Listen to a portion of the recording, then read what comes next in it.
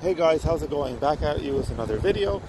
This time it's in the evening time. I know the last video was late at night at the same beach. I'll definitely change it up for the next time. Each time I want to make a video, either I'll go into the city or just somewhere like a park, just somewhere just to shoot it raw. It just seems a little bit more nicer. And in today's video, I'll be talking about the negative effects that you get with dating a girl or going out with a girl under a 7. And I call these girls beaters. So, unfortunately, we all get these periods in our life where we don't have any 7s and we only have a 6 at the moment. And of course, we want to get out and stretch our legs and, you know, maybe shag a little bit. So this is what we got to work with, and we say it's okay. And after you do it once or twice, you start, you know, regretting it. And this is why. In my experience, every time I did this, it just didn't go my way in terms of, you know, getting laid quicker. It always took a little bit longer. And, you know, I just didn't really enjoy it each time I was putting the time into it.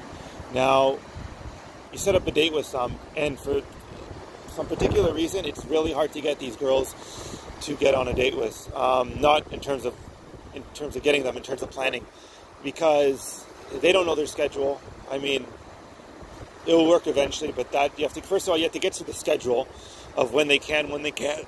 Sorry, because they're all millionaires, of course, and they're so busy. That's why they drive Ferraris, but for some reason they have to take the bus all the time because the Ferraris are parked at home. But they're so busy. These are like the busiest girls you ever meet, and you know, they're just not as rich. And it's not only that, you also have to find a place. Now, of course, you want to find a place that's not really greasy, but you want to find a kind of place that's in the middle. Somewhere where you can take them, either it's going dancing, a club, or some restaurant, and of course, not too many people.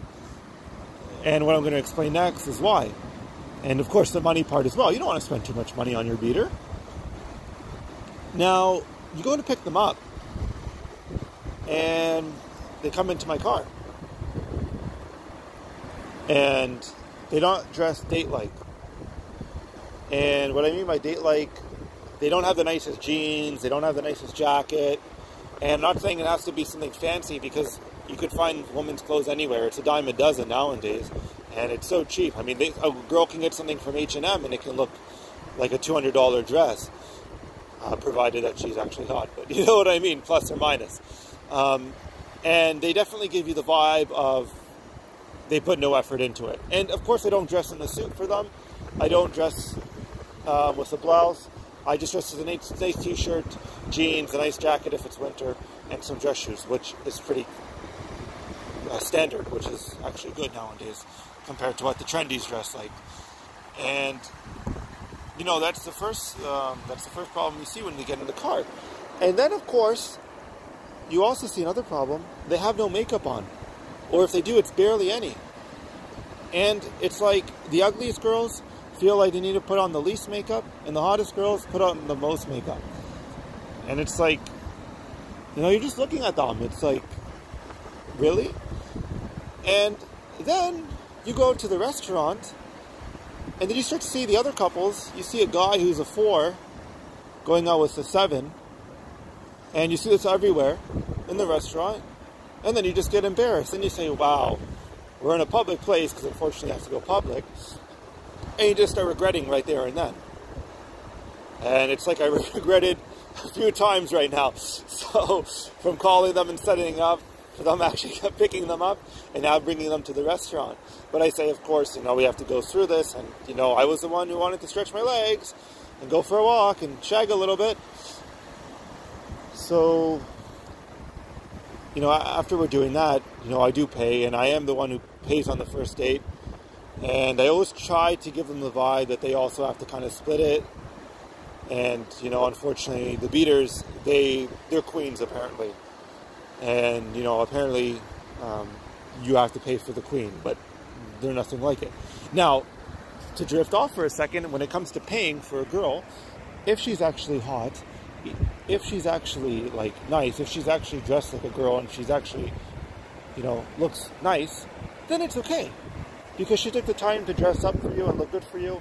And, she's making things easy and everything is nice. It's okay. Even if you're just going to screw her that night and it was just a one-night stand. If she's looking good and everything is nice and simple, so be it.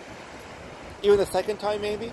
But, going 3, 4 or 5 times when it starts to get serious, even if it's not serious, but you're kind of dating, then, she should be considering, of course.